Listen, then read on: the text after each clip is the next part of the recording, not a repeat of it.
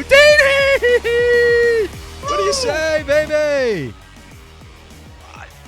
Dude, they're storming the court. Is that what they're doing right now? There you go. Yeah, can we actually discuss this real quick? Because I was just talking to myself about it.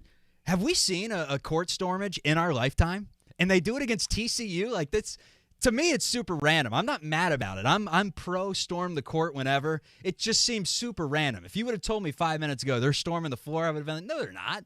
They haven't stormed the floor in Fifth Third Arena history. How do we do? Yeah, I don't know if we have, but I mean, I think that's the craziest game I've seen UC play.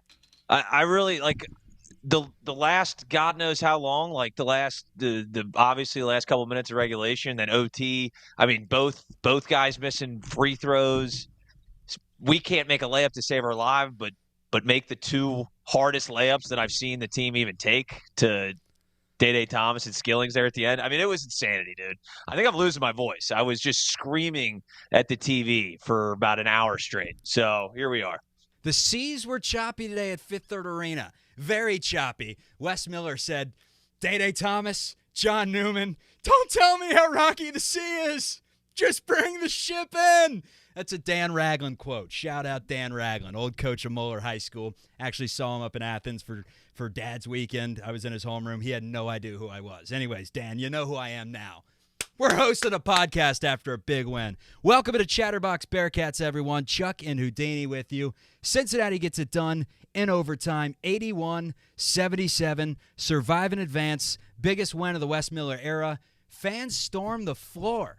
A little nuance we haven't seen in a while. Welcome to everyone in the chat room. Welcome to everyone that listens to this show, watches this show tomorrow. It is a great day to be a Bearcat fan. What a W, Houdini. Opening thoughts. Oh, God, man. I thought for sure that was going to end exactly how the last few games have ended, and I wasn't sure if I could take it anymore. I was texting people saying, I appreciate it. Yeah, I don't know if I can handle this just from a health standpoint. I was losing my goddamn mind. Such a frustrating game, and then to come back and finally cap it off and put it together at the end of the game, it feels fantastic. I'm ecstatic about it, but it wasn't easy sledding getting there. I'll tell you that. I had like 6 heart attacks. I hit the ground a few times. Thought about breaking the TV, but here we are. We got the W. All right, so let's talk about how the end of the game went. Cincinnati has the ball. I guess they get the rebound, 5-6 seconds left in the game. Dan Skillings gets fouled, goes to the free throw line, double bonus, hit one of them, and you have a pretty good chance of winning. And I think, honestly, it was less than that. It may have been like 4 seconds to go in the game. Goes to the free throw line, clank. Second one, short. Aziz Bandago goes over the back, a foul. TCU goes to the free throw line the other way. Thank God it was a 1-and-1. Number 8 goes to the line for TCU. I don't even want to give him a name. Who cares? We don't care about the opposition on Chatterbox Bearcats. The only player that I know after this game for TCU, that's how much I'm focusing on my team and scouting my team, is Jameer Nelson's son. And God, that makes me feel old. So anyways, number 8 goes to the free throw line. No idea when number 8 became an acceptable number in collegiate basketball. But apparently it was in the last few years. He bricks it. Overtime we go. In overtime, a lot of John Newman, a lot of Day Thomas. Can we just play this real quick? Hold on. For everyone at home, and this is a public service announcement and apology from myself and Houdini, although it wasn't always pretty at times, Day Thomas is playing good basketball right now. Forget the fact that we said it's Jizzle James' team. Everybody sing. Hey, baby. Hey, baby. Hey, Day. Day Thomas. What were the final numbers on him tonight? Day, God, if he made a couple of layups, he probably would have had 40 points tonight. Let's see what he finished with. He finished 21. with 21. 9 of 17. 6 assists, 3 steals. He was doing it all, man. He was, like I said, even last game, I was like, we owe Day an apology. I know you weren't on. We owe him another one because he single-handedly was he was all over the damn place. He had a couple of airballed layups. I don't know if I've seen many of those where he legitimately does not hit the rim at all. He just launches it off the backboard. I think we just need to go back to the basics, do layup drills across the board. We had guys missing layups left and right. What was the free throw stat line again? 52%. I mean, Jesus, Wes. Come on, guys. We're not going to win these games if we shoot 50% from the free throw line. My God. But we got it done, so you can't complain. Well, they shot at 50% for the free throw line. They being the Horn Frogs. They were 6 of 12. Cincinnati was 11 of 21 from the line. Cincinnati gets out-rebounded by 6, 41-35. Cincinnati's identity this year has been cleaning up on the glass. First time this year they don't, and they get the big Big 12 win at home over TCU for a multitude of reasons, but it all comes down to the reason Cincinnati got back in this game, because TCU scored 23 points in the first 5 minutes, and it looked like I was disgusted with what I saw. They clamped down on defense, Cincinnati did, and had 3 or 4 4 to 5 minute stretches the rest of the game where they did not allow TCU to score the basketball whatsoever. Played really good defense and beat a really good Horned Frogs team that didn't shoot it bad. They were 11 of 25 from deep for 44%, and like I mentioned, they dominated the glass, and they also turned Cincinnati over 15 times. On the flip side, Cincinnati turned TCU over 19 times. But back to Day Thomas with the 21 points. There was one where he went up for a layup, and I thought he was going to try to flush it like he did against UIC. The difference was there wasn't 2 defenders draped all over him like in that UIC game. He had a clear path to the basket to slam it home, and instead he went with the finger roll, and you're right. It almost went over the hoop. It was bad, but hey, he hit the free throws when it mattered, went 2 of 2 from the line. Dan Skillings was 2 of 6 from the line. He really has to work on his it's been anything but charity, let's put it that way. Newman 2 of 5, but he hit the 2 at the end of the game after starting off 0-3. Mike and drills, man. Free throws and Mike and drills. I know that no one wants to do the layup lines. Everyone wants to, they do the layup lines for 15 seconds to look cool. They tear off the breakout pants, and then they immediately go into elbow jumpers, three-pointers, and windmill dunks. Back to the basics. Layup lines, Mike and drills. How many Mike and drills how many Mike-ins can you hit in 30 seconds? Come on. George Mikan taught you better than that. Hit some layups. Oh, yeah. I mean, they should have won. That's why I was getting so pissed off when they started pulling. I think they had it to 7 or 9 points in the second half. And I'm sitting there going, God, if we could make a layup or a free throw, we should be winning this game by 10-plus points. And if we lose another one and start out 1-3, then it's going to be an uphill battle trying to get back in the mix of things in the Big 12. So you can't have these things slip away. But it was, God, I mean, I'm glad we got to win, but it was frustrating. I don't know how many second chance points that they had, but it had to have been 20-plus. I mean, they were getting, 4 or 5 shots at a possession. I mean, the sidebar, though, the announcer had to have been, did he just graduate from TCU or something? I've never seen a more biased announcer. I thought I was watching the TCU ESPN Plus, like the actual broadcasters for TCU, because he was saying when Jameer Nelson Jr. got fouled, the last possession or so he called.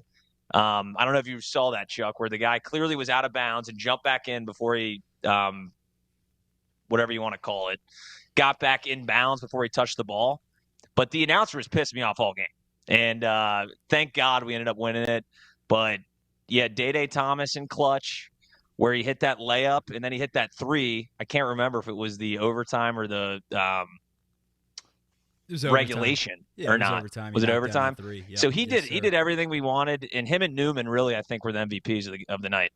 Yeah, I think Wes was, with a few decisions, MVP, sticking with Day Thomas. When, Jizzle was playing pretty well in the first half. There were some moments, but he went back to Day, and it was clearly Day's game, and he rode him until the end, and we are happy with that tonight.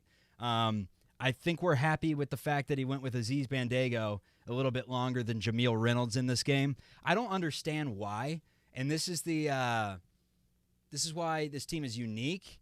This is why this team is good, in my opinion. They're deep.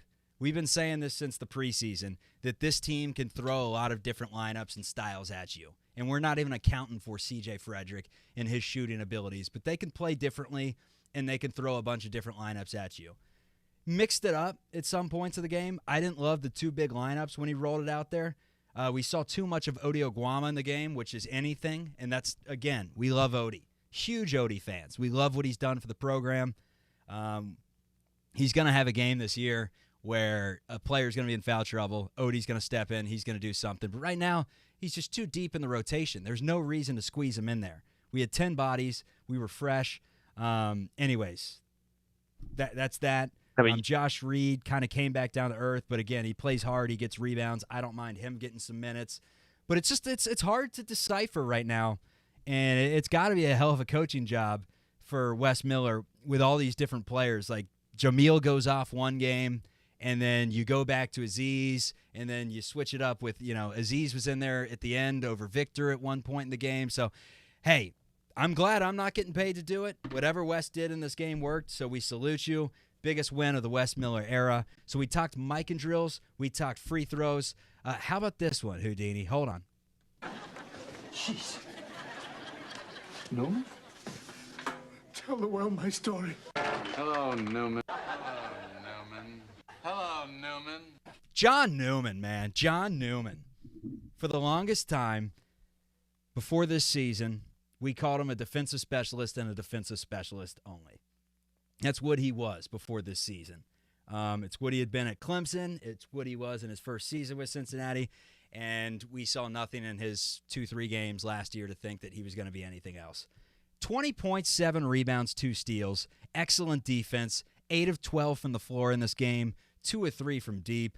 I mean, John Newman, I was one of many, I think. And I'm man enough to admit it. I'm not Skip Bayless. My takes suck. They suck, but I'm still going to spew them to y'all. I was in the camp of, let's not waste a scholarship on John Newman. We could go out there, get better in the portal. I thought we landed better guys in general, like Simas and Jamil. And I was just in the camp of, come on, John Newman now. Even at the beginning of the year when Rayvon Griffith, wasn't getting any minutes or wasn't even getting a spot on the roster, at least, he was redshirting. Let's put it that way, whatever I'm trying to say. He's redshirting. I thought, maybe he should get some minutes and split some time with Newman. No, I'm an idiot. I'm sorry, Wes. John Newman has looked great at times this year. And even when he doesn't look great offensively, he's going to play hard and give you the standard that is this Cincinnati Bearcats team, because we know the Cats' identity.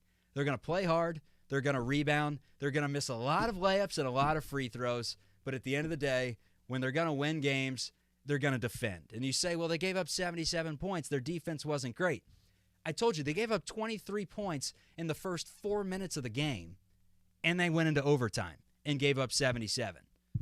That's pretty damn good. They were good defensively tonight, man.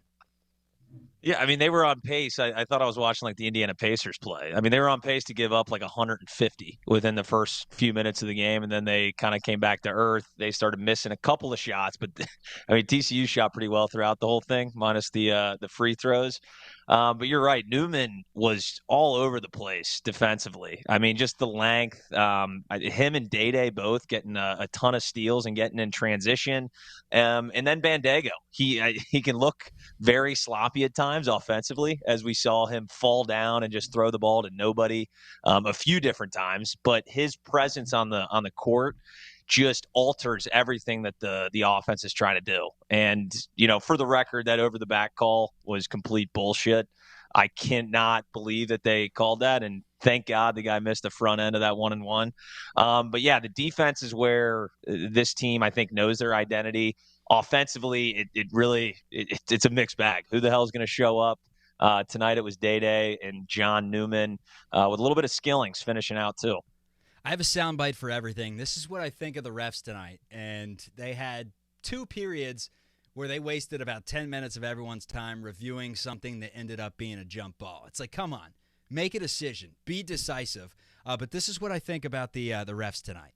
You shot with 23 free throws in that fourth quarter. What did you? Thank you, Doug. That's outrageous. What happened tonight? This is completely BS. This is shame. This is a shame, Houdini. The refs tried to take it from us, and Wes Miller and the boys didn't allow it. Good stuff from Cincinnati.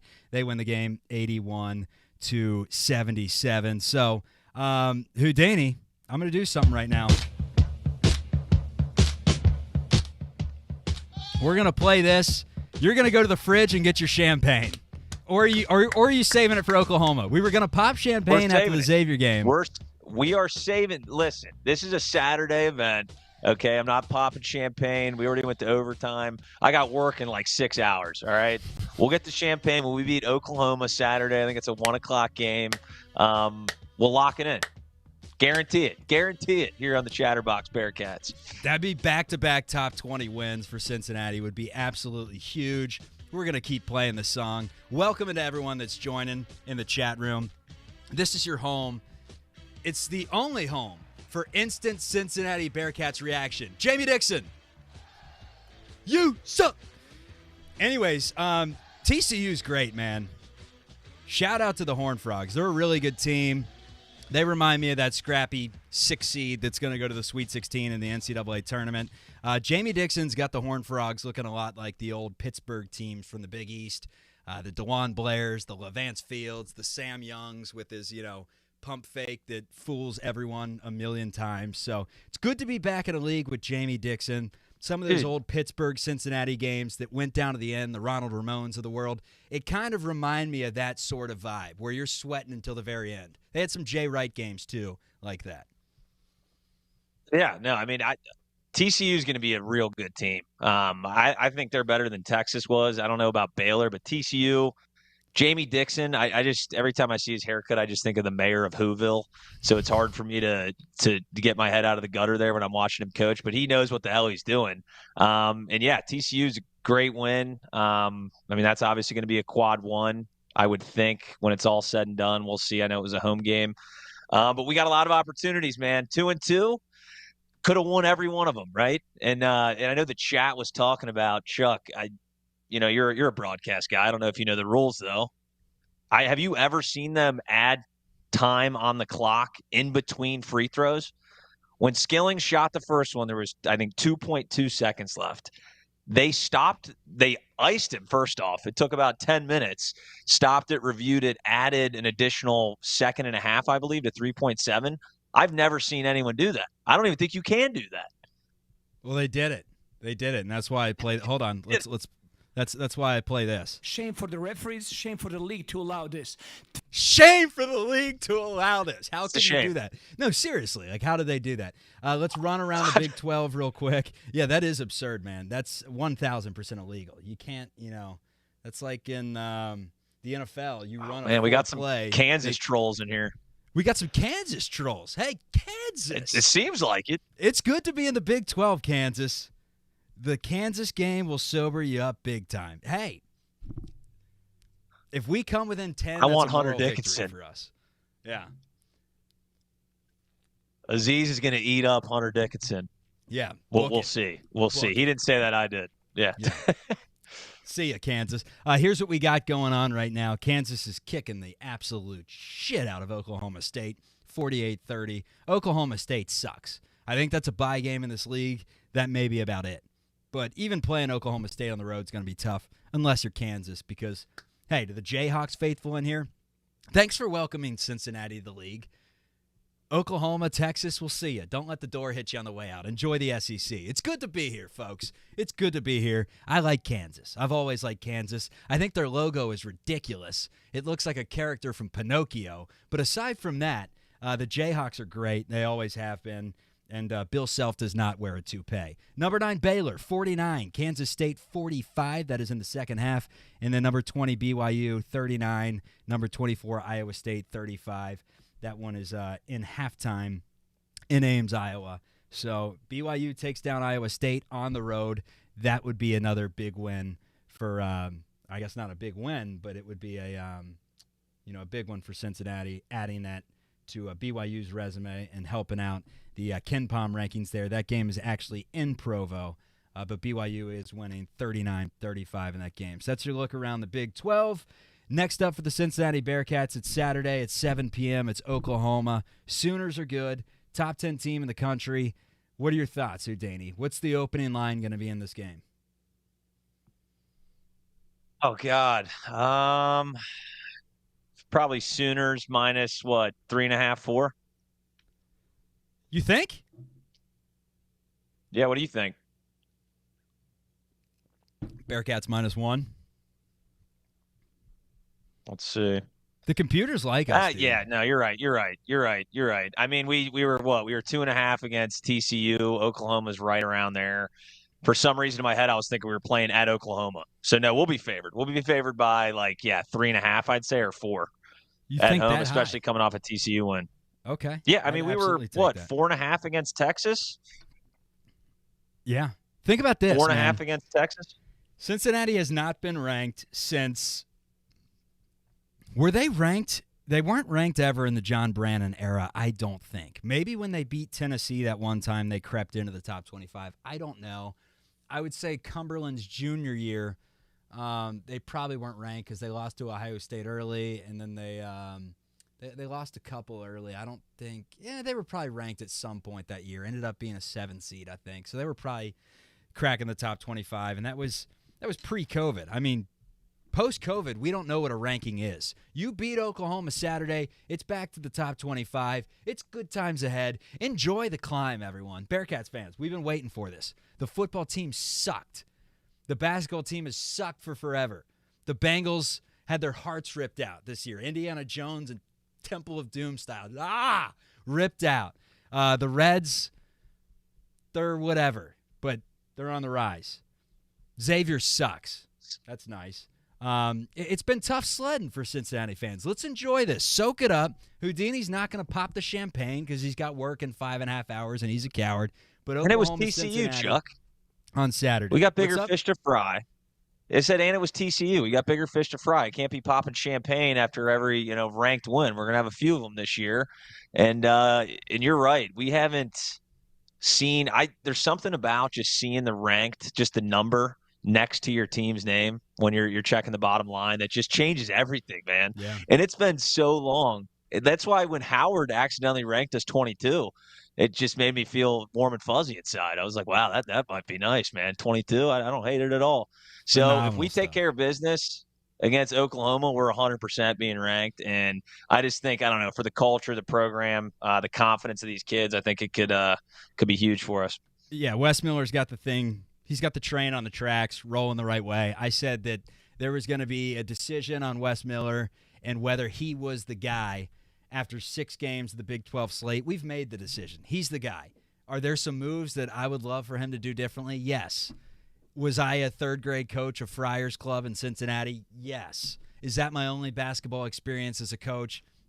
Yes. Erroneous. Irrelevant. It doesn't matter. All that matters is 90% of coaching is having players. Look at Greg Popovich, Hall of Fame coach. He doesn't have players anymore. He looks like a terrible coach. You get good players, good things happen. Wes Miller's putting together a good roster. Good dude. He's got the train on the tracks. Enjoy it, everyone. Enjoy the climb. May not happen this year, but this team's coming for the Big 12. This team is going to compete. Hell, they're already competing. That's 4 Big 12 games. We've been in every single one. We've won 2.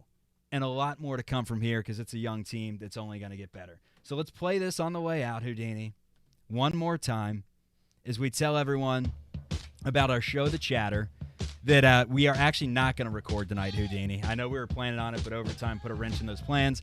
I got to run to Jewel Osco, pick up some ribeye. Bearcats win. I have steak and eggs for breakfast. You deserve Steak it. and eggs, baby. Dozen eggs and a big thing of steak after the Bearcats get it done. So no chatter tonight, but we'll drop it in the next couple days. It's a great show. We've had on guests like Frank Michael Smith, great sports personality. Lorenzo Neal, should be a Hall of Fame running back, fullback rather, but a 5-time Pro Bowler. Sean Salisbury. We talked to him about Sandler. Who else did we have on the show? Matt Jones from Kentucky Sports Radio. One of the idols for us. We're trying to, have the Bearcats be the top team in the country so someday we can have our own KSR.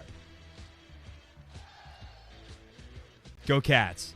All right, everyone. So the chatter, subscribe to it right now. Even to the Kansas guys in the group. It's evergreen. We talk about fun stuff. It's not a bunch of Cincinnati sports. It's a little bit of everything. Here's a promo for the show. That does it for Chatterbox Bearcats. Most successful show in history. It's only up from here.